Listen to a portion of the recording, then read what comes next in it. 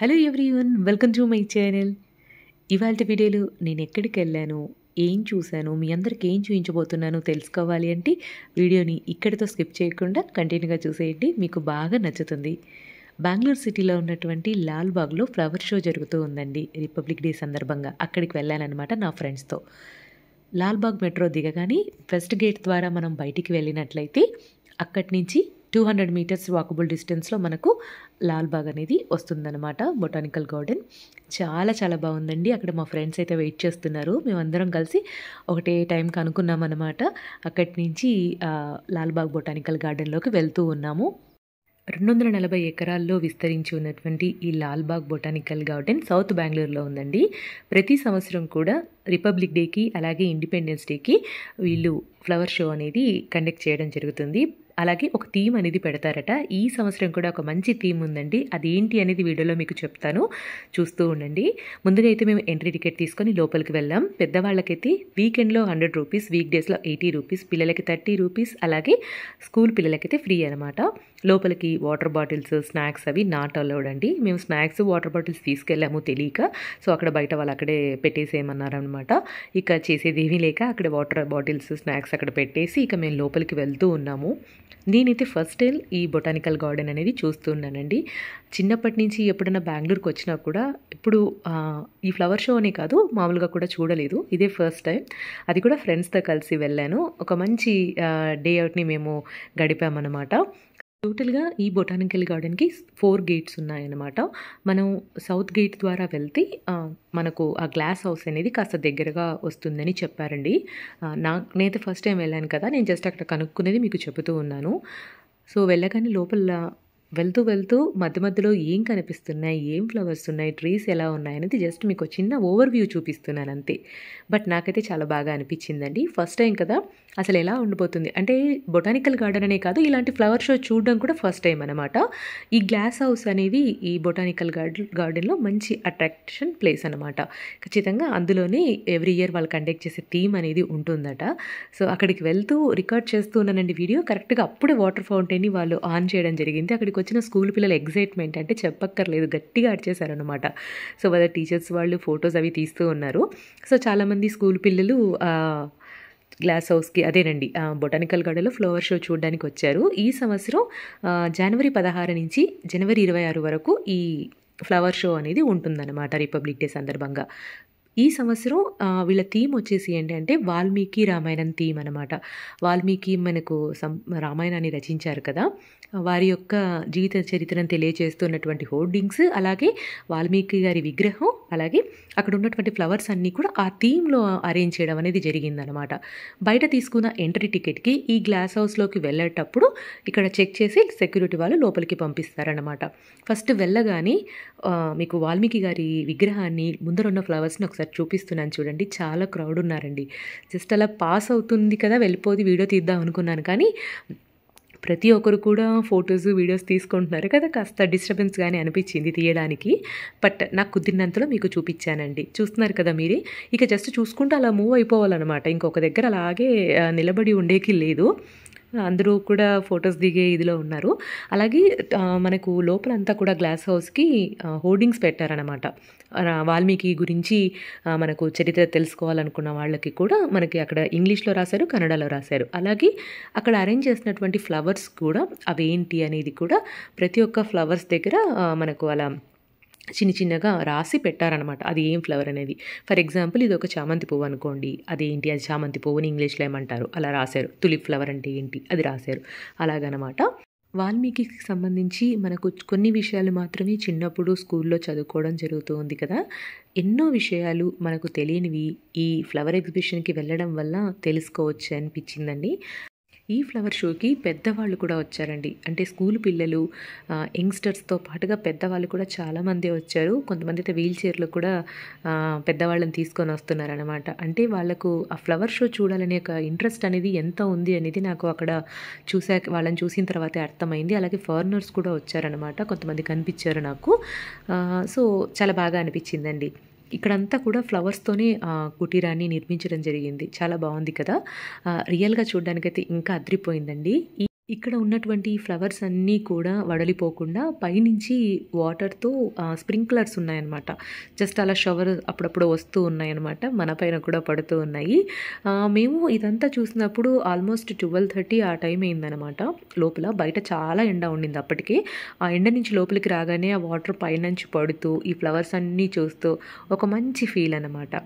చాలా రకాల ఫ్లవర్స్‌ని మనం ఒకే చోట చూడొచ్చు. ఇక్కడ వీళ్ళు అరేంజ్ చేసినటువంటి ఈ ఫ్లవర్స్ అన్నీ కూడా వివిధ రాష్ట్రాల నుంచి, కొన్ని వేరే దేశాల నుంచి తీసుకొచ్చి ఇక్కడ వీళ్ళు ఈ ప్రదర్శనలో అనేది ఉంచడం జరిగింది. మధ్య మధ్యలో ఇలా అంటే రామాయణానికి సంబంధించి స్క్విరల్ విగ్రహం కానివ్వండి, హనుమంతుల వారి విగ్రహం కానీ అవి కూడా అమర్చడం జరిగింది. మధ్యలో సెక్యూరిటీ వాళ్ళండి అక్కడ ఏదైనా చిన్న అడ్జస్ట్‌మెంట్ అనుకుంటా చేస్తూ ఉన్నారు. చూస్తున్నారు కదా! ఇక్కడ చిన్న వాటర్ ఫౌంటైన్ అంటే వాటర్ ఫాల్ లాగా పెట్టారు. భలే ఉంది. అక్కడ ఫోటోస్, వీడియోస్ కూడా చాలామంది తీసుకుంటున్నారనమాట. ఇలా చూసుకుంటూ ఇక ఒక మనకు ఫస్ట్‌లో వాల్మీకి గారి విగ్రహం చూసాం కదా! ఆ విగ్రహానికి మనం లెఫ్ట్ సైడ్ నుంచి వెళ్తూ, ఆయన వెనకాల నుంచి వెళ్తూ రైట్ సైడ్ మళ్ళీ మనం బయటికనేది వస్తామన్నమాట. బెంగుళూరు సిటీలోనే ఉంటూ ఇంకా చూడని వాళ్ళు ఎవరైనా ఉన్నట్లయితే కనుక ఫ్లవర్ షోని తప్పకుండా విజిట్ చేయండి. మీకు ఖచ్చితంగా నచ్చుతుంది. ఇంకా ఎన్ని రోజులు లేదు కదా! 26థ్ మనకు ఎండ్ అనమాట. ఇక ఫ్లవర్ షో అనేది ఆ రోజుతో అయిపోతుంది. చూసారా స్కూల్ పిల్లలు బయట ఆల్రెడీ చూసారు కదా! వేరే ఒక స్కూల్ పిల్లల్ని. ఇక్కడ లోపల ఇంకా ఎంత చిన్న చిన్న బుడ్డి బుడ్డి పిల్లలు వచ్చారనమాట. ఆ పిల్లలకి ఈ ఫ్లవర్స్‌ని చూస్తే భలే ఎక్సైట్‌మెంట్ ఉంటుంది కదా!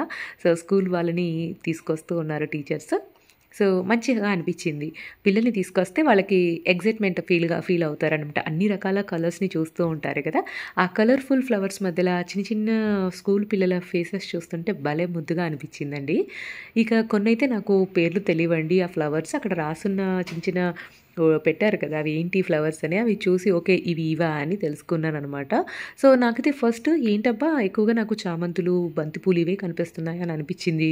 ఫ్రాంక్‌గా చెప్తున్నాను. తర్వాత రకరకాల ఫ్లవర్స్ అనేవి నేను చూశాననమాట. ఇక కొన్ని ప్లేసెస్‌లో ఫోటోస్ అవి తీసుకున్నాము. ఇక లోపలికెళ్ళేంత వరకు కలిసెళ్ళామండి ఫ్రెండ్స్. ఆ తర్వాత ఎవరికి వాళ్ళు అంటే ఫోటోస్ అవి తీసుకోవడంలో బిజీ అయిపోయామనమాట. ఇక్కడ వాల్మీకి గారు రచించినటువంటి రామాయణం బుక్కు, ముందర ఒక వాల్మీకి గారి చిత్రపటం, పక్కన సీతారాముల వారి చిత్రపటం ఇలా చక్కగా అరేంజ్ చేశారండి. ప్రతి ఒక్కటి కూడా ఫ్లవర్స్ అలాగే లీఫ్‌తో వాళ్ళు చాలా బాగా అమర్చడం అనేది జరిగింది. ఈ సంవత్సరం థీమ్ కూడా వాళ్ళది అదే కాబట్టి వాటిని రిప్రజెంట్ చేస్తూ అక్కడ ఉన్నటువంటి విగ్రహాలు కానివ్వండి, ఫోటోస్ కానీ వాళ్ళక్కడ పెట్టడం జరిగిందనమాట. చూస్తున్నారు కదా! ఎంత నీట్‌గా అరేంజ్ చేశారో.